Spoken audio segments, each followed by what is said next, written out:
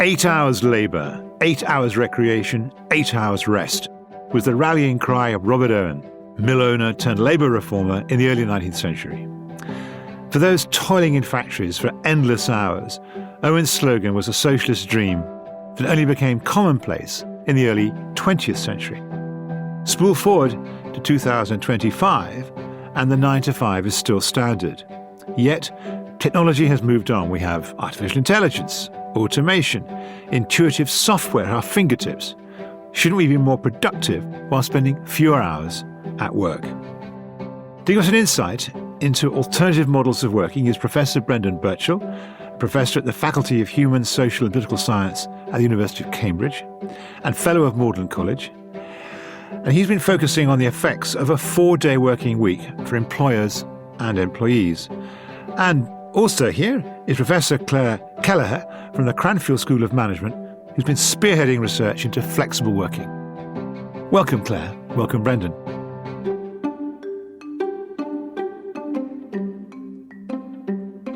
When you were invited to join the We Society, what was your first thought? Claire, you go first. Well, I was very pleased to be invited in the first instance, but I reflected a bit on the notion of We Society and thought about it, particularly its appropriateness in the context of employment in the current environment that we're finding ourselves in. I think, in order to remedy some of the issues that we face relating to employment, we need to think about employers and employees effectively working together to achieve their own particular sets of goals. So I don't mean it at the level of just being said because it sounds nice, but I think this we aspect is really important in relation to how we move forward with employment issues in the immediate future.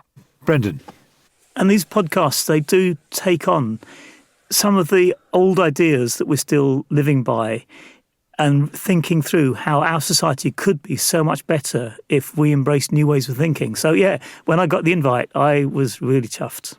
It's a very interesting career because for decades, really, you were kind of complaining about the labour market, stress, intensification at work, kind of alienation. And now you've discovered the 4-day working week and you're full of surrounded by happy, smiling people. It really has been a transformation, and it's, the way it's come about, it certainly made my life a lot more upbeat, talking to these people. Love having a 3-day weekend. So going from, as you say, I spent probably the first 3 decades of my research life at Cambridge looking at all the ways in which labour markets made people miserable. And that's unfortunate because we know for most people their job is a positive thing in their life.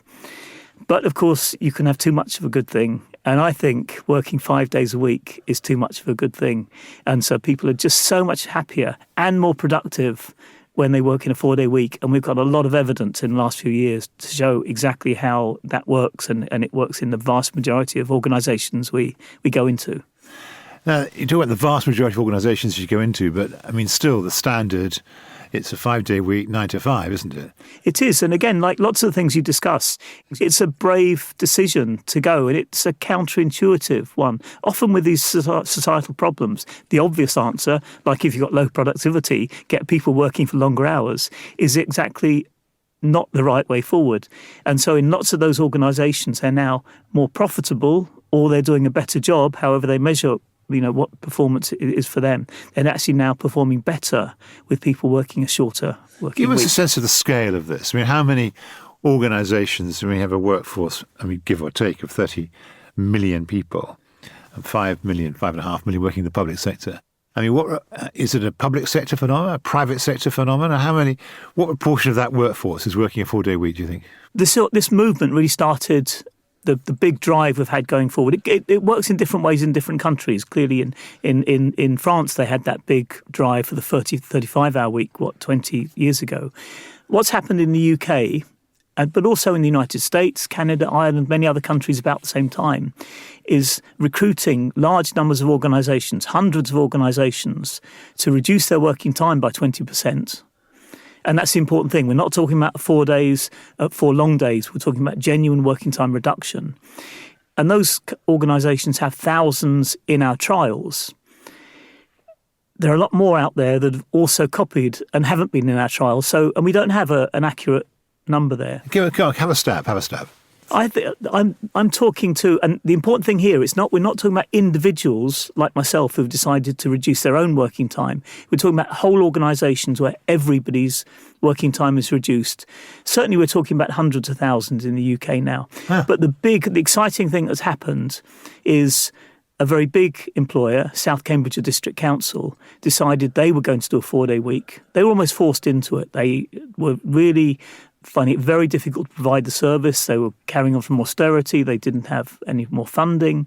They couldn't they couldn't get lorry drivers. Lorry drivers were being offered 50% pay rises if they go long haul instead of on the bin rounds. The planners would get a lot more in the private sector. So they couldn't recruit. They were paying out hundreds of thousands of pounds each year in agency fees and golden hellos. So they decided it was what they called a wicked problem. It needed a new idea to solve it. They went to a 4-day week.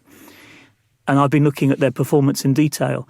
Not only did they recruit and fill all those vacancies, they didn't have to pay golden hellos anymore. They saved hundreds of thousands of pounds. And where any of their key performance indicators changed, they actually improved. Now, Claire, you've been listening to this. What was your reaction to what Brendan was saying? Well, I think it's a really good example of how when employers challenge their thinking, or they are challenged in the case of taking part in an experiment, to just think about work differently and the organisation of work in a different way, I think this is really powerful. You mentioned typically most organisations are still working 5 days and within designated working hours.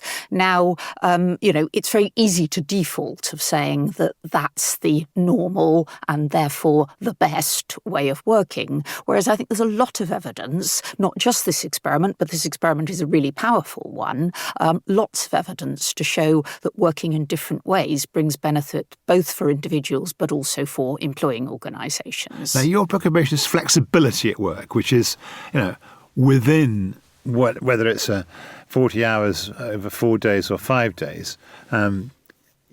Your view is, I'll let you express your view. Go on.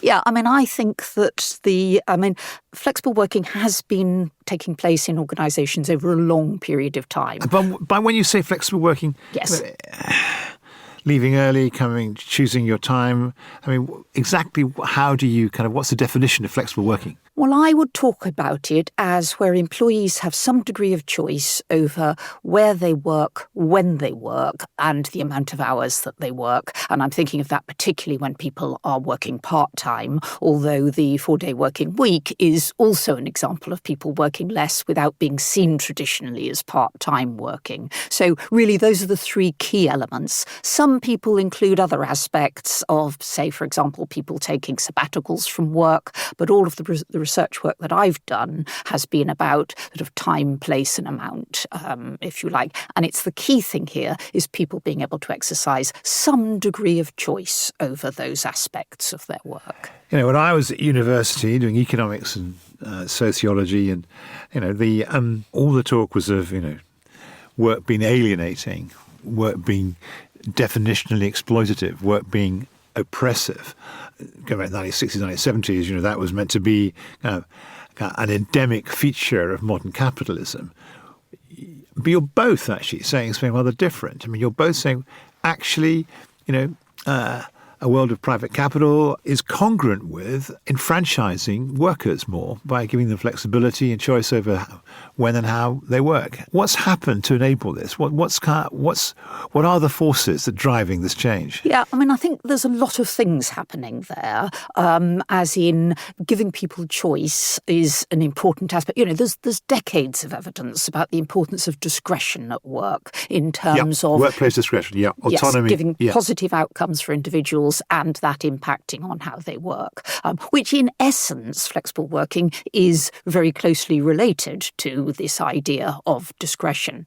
But I think, this moving away from traditional models has in part been because the nature of the work that organisations need doing has also changed. So a traditional model of when people turn up to work and where they turn up to work doesn't necessarily fit the nature of work itself as work has changed with technology, with globalization, with different competitive pressures. Perhaps organisations feel the need to be more agile, for example. And so as a result, flexibility is in some senses a way of fitting those things together. But there are also labour market pressures as well. Work we did more than a decade ago now was very much driven by employers who wanted to be able to recruit high-calibre graduates and wanted to put out a proposition, a competitive proposition, and being able to maintain a better work-life balance was something that all of their research that they had done had found that this is what graduates were looking for. They weren't looking for, the traditional jobs where they'd be working at least 5 days a week and very long hours. That had changed in terms of what people were looking for out of work as well. And since then, there have been ripples of that on a much wider scale, I think. I mean, both of you are kind of, it's good news, The 4-day week is working. It's spreading, hundreds of thousands, soon to be millions. And you're saying flexibility of working. On the other hand, there's, listeners to this podcast, they'll be thinking, well, hold on a minute. There's the gig economy. There's, people, 0-hour contracts. There's Will Hutton there kind of saying that maybe modern capitalism is less exploitative than it was maybe 50 years ago. What the hell is he talking about? Because, there's a hell of a lot of exploitation at the bottom of the labour market. And I'm trying to kind of get the different strands of this kind of out there because there's bad news in the labour market as well as all this good news. There is. And as you say, labour markets, well, they're complicated things. And there is that exploitation side of it. And there are bad jobs out there. Fortunately, I think there are a minority of jobs in the UK at the moment. Jobs where people are being underpaid, being bullied at work, being in very bad physical conditions, facing insecurity. The places where we're first seeing a 4-day week and the good sides of flexibility come out at the moment seem to be employer-led often. And again, if we look back 100 years, when we went from that transition from a 6-day week to a 5-day week, it happened in different ways in different countries. But primarily in the United States, it was because the Ford factory decided they could make and sell more cars by working efficiently over 5 days than exploiting workers to work 6 days. In other countries, it was trade union pressure or government regulation. And I think we need to think about all three of those things as we move towards a better labour market. And at the moment, we're seeing far-sighted employers adopting these and getting an advantage in the labour market because they can attract the best employees and get the best out of them with flexibility and with a shorter working week.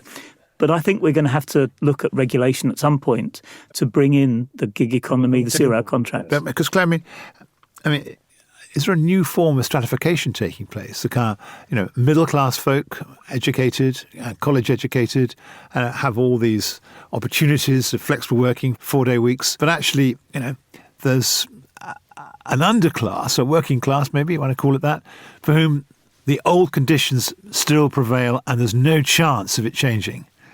Yeah, I think it's really important when we're discussing these issues to distinguish between the types of flexibility that are driven by employers in their interests and those that are offered to employees in order to improve work-life balance and maybe some of the associated benefits from this. Now, I don't think those two things are mutually exclusive. I think you can find both those features sometimes in the same job. So say, for example, if you look at somebody on 0-hours contracts, but perhaps in the gig economy, may have some choice over when they work. Now, one has to obviously look at that in the context of the security or lack of security that they have in their work. But the point I'm really making is that I don't think these are necessarily two things which don't sometimes coexist in the same job.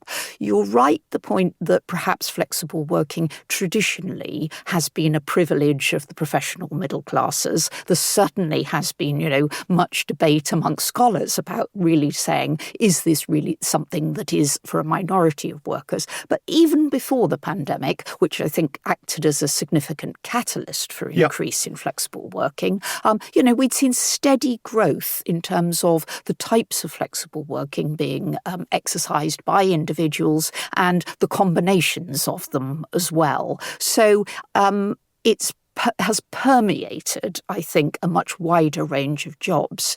And with the forthcoming legislation that's proposed by the new government, that will provide some additional opportunities. I think one has to recognise the limitations of legislation here, but that it will bring things onto the agenda in the way in which the original legislation did in the early 2000s, to make it an issue, to make it something that organisations developed policies about, that people became much more aware of. So I think we have seen quite a lot of progress in it being more diverse of who has access to flexible working. There are probably some groups of employees who still have much stronger bargaining power in terms of the particular arrangement that they like. But generally speaking, I think we're seeing it moving in the right direction.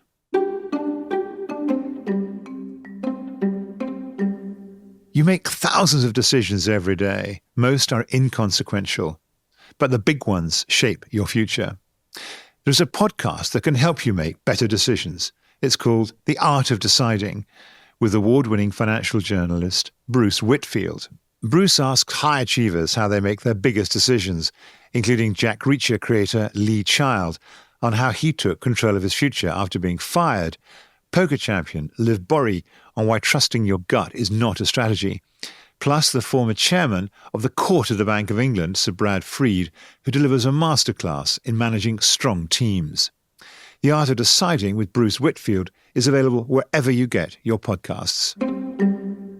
There's so many things happening simultaneously. I mean, there's the rise of stress at work, and the rise of mental illness, sometimes following on from stress at work. So there's that narrative.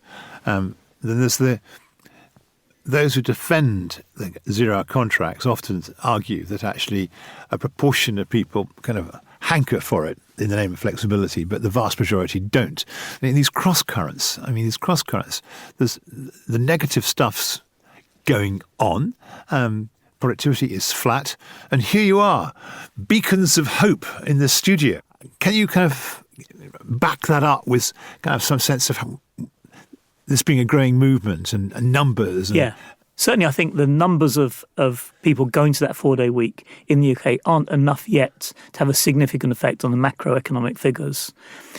And it is one of those things you'd only believe when you actually see figures. It does sound incredible. When I first heard these claims that were being made, that people could be as productive or more productive in 32 hours rather than 40 hours, I didn't believe them, or if I did think that was going to happen, I thought it would be at some other negative costs. They were going to have to be working so intensively under such time pressure it would more than offset the benefits. You need to look in detail at these things, and clearly there are teething problems when you introduce new ways of working. You need to think about how you schedule differently. Managers need to be smart at what they do in order to get the best out of these things. And when these new systems fail, it's often because the managers haven't been good enough at their jobs in order to introduce them well enough. But certainly the evidence, like I say, we can see really detailed from South Cambridgeshire District Council. We know how quickly they manage planning applications, how quickly they pick up the phone, how quickly they'll fix your house if you've got a hole in the roof. And those things, there's massive, clear evidence of a very significant improvement. I wasn't involved in that initial decision for them to go to the 4-day week, but then I was brought in as an independent assessor to look at the performance indicators once they'd gone down that route, because obviously it became so politically contentious. Our previous Conservative government did so much to try and stop them working in this new productive way that they needed to bring in objective outsiders. Well, famously, Jacob Rees-Mogg kind of walking the floor would leave notes on people's empty desks saying, want you back.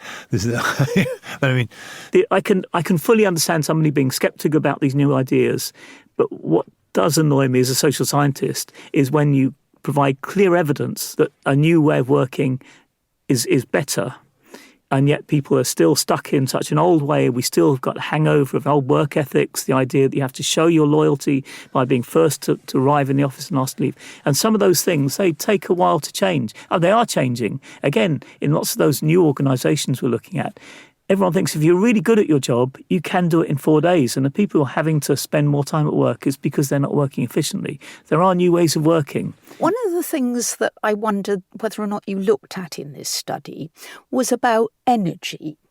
Some work we did some while ago on part-time workers found that people who work part-time, even though they might have had very busy non-work lives, actually brought more energy to work when they were at work. How do you measure energy? How do you measure it? It's an interesting question. Some of the engagement surveys attempt to look at energy for work, but I'm just wondering whether or not it was something that was built into this one at all. Absolutely. And we know that we've spent, me and my team, as a large team of people working with me on this, we spend a lot of time talking one-on-one with people. And that's exactly as you described, that they've had often their old weekends were largely taken up, particularly if they're kids, with just getting everybody ready to go back to school, homework done, clothes washed. Now they have so much more leisure time. Yes, and they arrive with energy at work. And we pick it up. We have literally thousands of cases across the world where we measure at the beginning of the trials, and we typically run them for 6 months in the first instance, and then during trial, at the end of the trial, their energy levels, their burnout levels, their engagement with work, and we find really significant improvements pretty much across the board in all those measures. So absolutely, as you describe it, people really feel that when they're at work, they can devote a lot more energy to that work if they're there for 4 days. I call it a 4-day week, and it's a nice catchphrase, but we can implement it flexibly for some. In some organisations, they're working 5 short days. In some organisations, they do it over the year, that they're working much shorter weeks off-season. So as long as they've got a genuine working time reduction, that's what I'm interested in. And what are folk doing with their days off? Are they... I just get great stories. People, they're just taking their dogs for longer walks. They're spending more time with their kids. They're watching Netflix. Whatever people want to do. They are doing a bit of work as well. It's interesting. They're still often doing a bit of catching up on the Friday, and often that's what they would have been doing on the Saturday.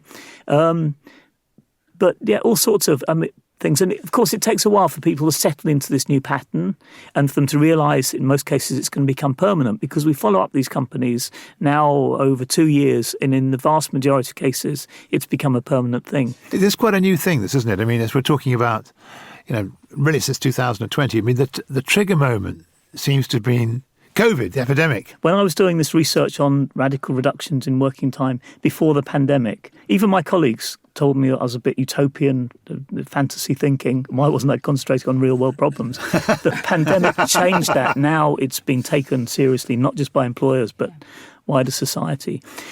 I think a big difference between Clare's approach and my approach, the 4-day week approach, is, and they're totally compatible with it. Like I say, they're not opposites. They're achieving the same thing. For the 4-day week, it's everybody gets the same deal. Everybody gets that working time reduction in the whole organisation, or in some countries we're thinking about happening in the whole country. But when it's applied to everybody in an organisation, then men and women get that equally, whether they want it or not. But people do want it. 97% of our sample say they absolutely love working on a 4-day week and don't want to go back. When you introduce flexibility, particularly when it's reduced hours, part-time work, then you tend to get gender differences opening up. For all sorts of reasons in our society, it tends to be the women that take those part-time jobs or want the working time reduction, and they go with a pay reduction.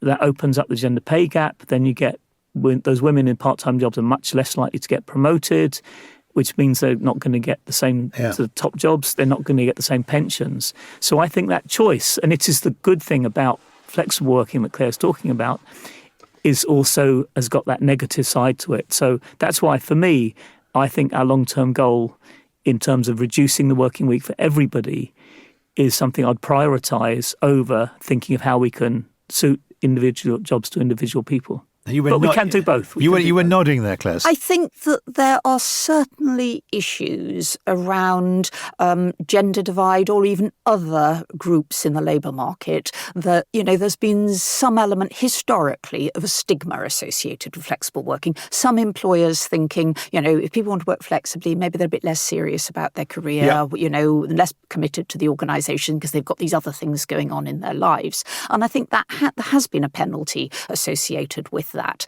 I think to some degree, the experimentation that has been taking place in recent years has moved us forward in that direction, and there are perhaps less. But I take the point that when it is open to everyone, the notion of sort of a collective is an important one here.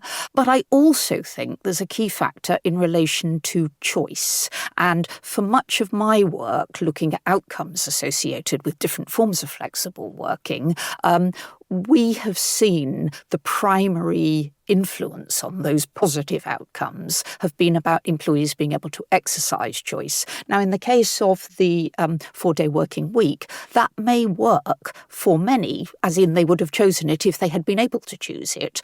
There may be others that isn't necessarily their actual preference, but you did say there are some variations in the approaches that have been used. And so I guess it's maybe about finding what works best for the type of work that's being done and the nature of the workforce that you have. And of course, within the 4-day week, once you've given that working time reduction, how people do that, whether they do it over 4 days or over 5 shorter days, whether there's that annualised aspect to it, and to what extent they're working from home, all those things, again, are open. And some of the new experiments that are now underway at the moment in the UK are looking at that fusion of the 4-day week and flexible working. And there's no reason, I can't see any reason why those two can't, as we're saying, go hand in hand. In the introduction, I mentioned Robert Owen and the battle cries over the 19th century over going from a 12-hour day to a 10-hour day to an 8-hour day, and the role of organised labour and trade unions in actually pushing for this. But this seems to be happening, in the private sector. The union density is not much more than 10%. Only 1 in 10 people working in the private sector are members of unions, and yet it's not. This is not happening because of union pressure. This is happening because of firms enlightenedly saying let's do it, HR departments advocating it. But where's it coming from? You're right. Trade unions in the UK at the moment are behind the curve on this, and often when I'm talking to trade unions, it's because I ask to talk to them. They're not coming to me saying, this is what our members want. It's happening now. Unison have gone down this route and have advocated for the 4-day week. I think trade unions in the UK have been very narrow, often, in their interests around pay and looking at the wider quality of the working life for employees. They haven't been taken a big enough picture. But in other countries, again, that's different. In other countries, we have seen the big, say, particularly German trade unions pushing for working time reduction for quite a long time now, but doing it in a different way, doing it in a very gradual way, always looking to shave the 15 minutes here and 30 minutes there off the working week over a longer period of time, rather than these radical reductions, 20% reductions that we've seen more recently in the trials that we've been running in the last couple of years. I'm just going to draw this to a close. It's been a great conversation. Seeing social scientists with smiles on their faces like this and talking so optimistically is kind of really a kind of tonic. But I just, literally a sentence. Brendan, you go first. We'll give the last word to Clare. 25 years' time, what's it going to look like? Are we going to have what's the world of work going to look like? You've got one sentence. I think the change to the 4-day week being the norm is going to come much more like 5 to 10 years. Clare? Yeah, I think we will see much greater variety in the way in which people work being normalised as just the normal way of working. And again, I would say, and I'm hopeful, that we will see that much sooner than 25 years. Well, Brendan Burchell and Clare Kelliher, thank you so much. It's been a great conversation. And I've done a lot of these podcasts over the last 2 or 3 years, and this is one of the sunnier ones, actually. Kind of social scientists with a spring in their step. So thank you both very much indeed. Thank you. Thank you. Thank you. Thank you so much for listening. The We Society is brought to you by the Academy of Social Sciences, who can be found at acss.org.uk. I'm Will Hutton. The producer is Emily Finch, and it's a Whistledown production. If you haven't already, please subscribe to the podcast, leave a comment, share with your colleagues and friends. Thank you so much for listening.